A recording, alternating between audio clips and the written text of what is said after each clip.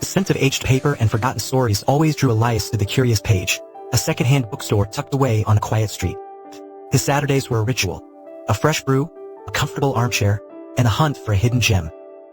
This particular afternoon, while sifting through a dusty collection of obscure poetry, his fingers brushed against something hard nestled between yellowed pages. It wasn't a forgotten receipt or a pressed flower, but a sleek, silver USB stick. No label, no clue, just an unassuming piece of technology out of place in a world of ink and parchment. A faint sense of curiosity, a whisper of a secret, prompted him to slip it into his pocket. It felt like finding a message in a bottle, albeit a digital one, cast adrift in a sea of forgotten narratives.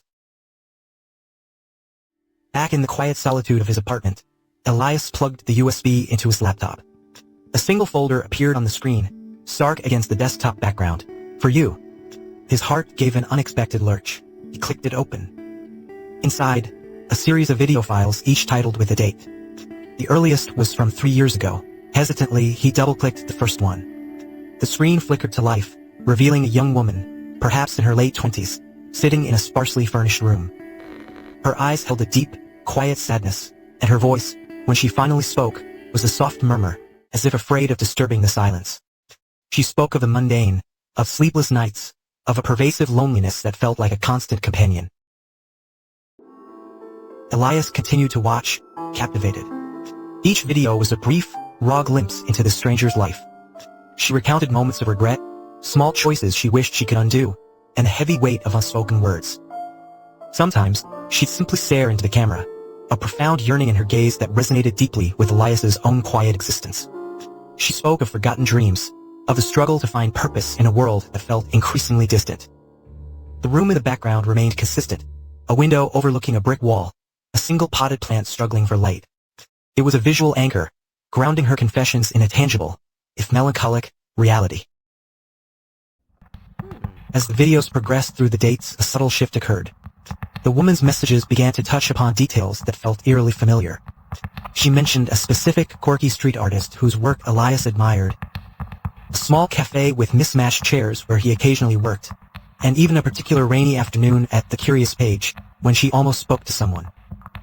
A prickle of unease, then a jolt of recognition, went through Elias. Could it be? Was this mere coincidence? Or was there something more profound at play?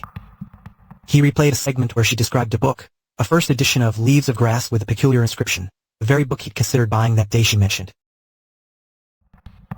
The next video left no room for doubt. The woman, her eyes now filled with a desperate intensity, spoke directly to the camera, but her words were clearly meant for him.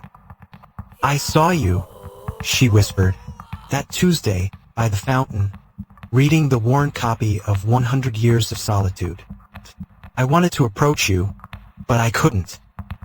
Elias froze. The book she described was indeed his, a cherished possession. She continued, "I hoped you'd find this. I hoped you'd understand." The realization hit him with the force of a physical blow. These weren't messages for a future self. They were clandestine confessions, a silent dialogue intended solely for him, carefully hidden, patiently waiting to be discovered by the right person. In the following clips, the woman's vulnerability deepened. She confessed her reasons for recording, her fear of direct confrontation, her profound sense of isolation, and the strange comfort she found in imagining him as her confidant.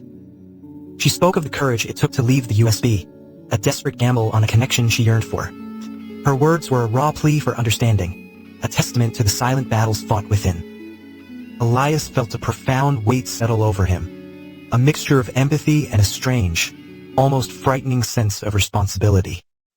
He was witnessing a soul laid bare, a connection forged not through interaction, but through observation and a leap of faith.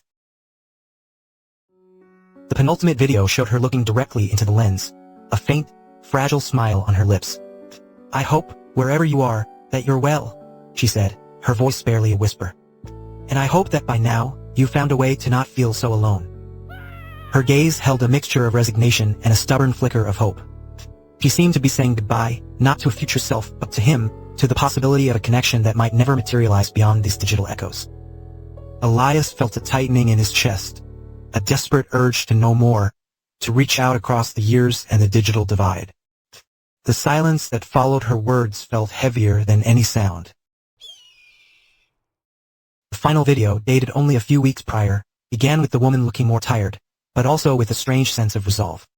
She took a deep breath, her eyes scanning the camera as if making a final, crucial decision. "I've decided," she began, her voice cracking slightly. "I've decided that it's time to." And then, without warning, the video cut out. The screen went black, the player reverting to the file list. No more messages, no final words, just an abrupt, unsettling silence. Elias stared at the blank screen, the woman's unfinished sentence echoing in his mind, a perpetual question mark. The mystery of her fate, her decision, and her ultimate silence remained, a profound and permanent enigma.